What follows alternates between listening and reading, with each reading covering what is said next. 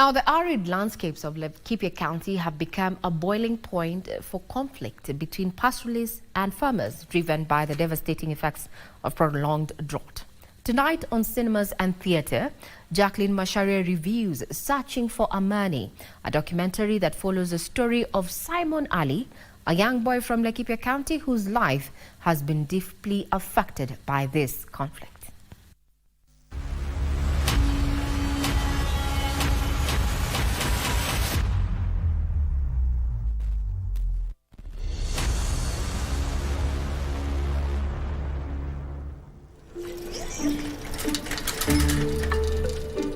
In the heart of Kenya, a tragedy shatters a young boy's life. The documentary Searching for Amani, filmed in Laikipia County, follows Simon Ali, who finds himself in a world of mystery when his father, a respected conservancy guide, is found dead under suspicious circumstances. Can you tell me a little bit about your dad?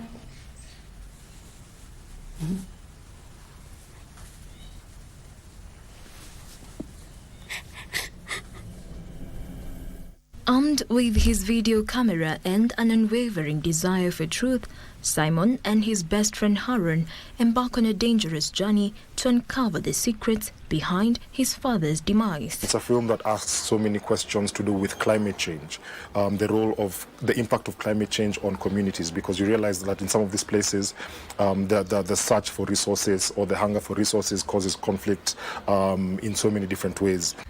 Mongai, the documentary producer, explains that the decision to focus on Simon's story came after the team received a grant aimed at giving cameras to children in communities around the world who are directly impacted by climate change, allowing them to share their own stories. At the time, Simon was just 13 years old. There was just something about his personality that just shone. Also, at the same time, COVID-19 hit, so also moving and traveling became a bit of a challenge. And we found ourselves spending more and more time with Simon, getting to know him, his story, his family, and his journey. And over time, as we continued spending time with him and his family, the story just evolved and took shape and became this beautiful film that we now are calling Searching for Amani.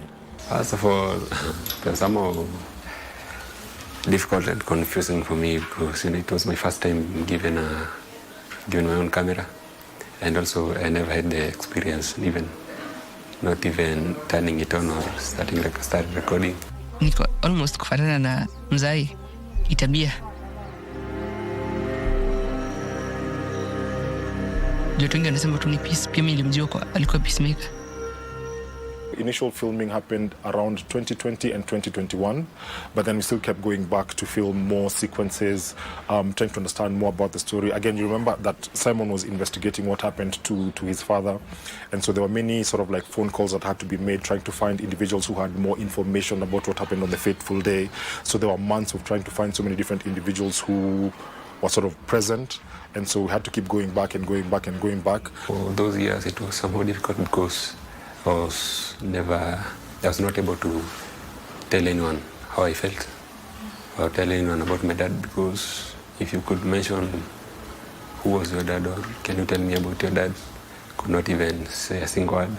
Today we are learning about environment. If you check around, there is no green anywhere. Simon, an aspiring journalist, embarks on an investigation into his father's mysterious murder within the boundaries of one of Kenya's largest wildlife conservancies, the Laikipia Nature Conservancy.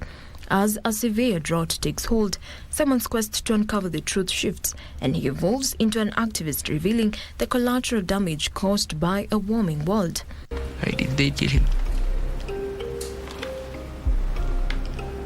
We do hear what people go through. Most of the time in the news, we do see what's happening in those areas. We lose people.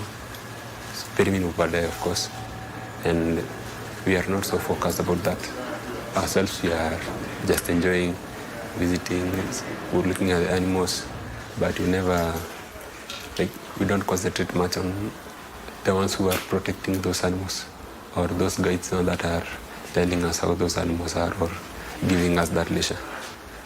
So what I want the film to portray was for its unity and also understanding.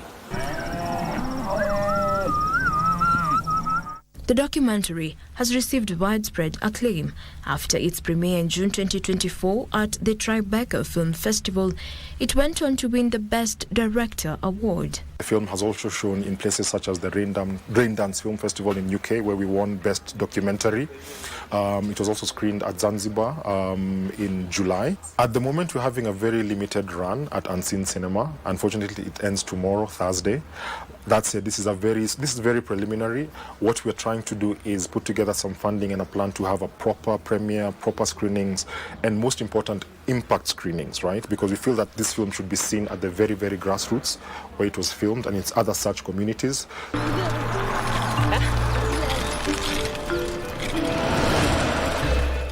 Jackline Macharia for Cinemas and Theatre.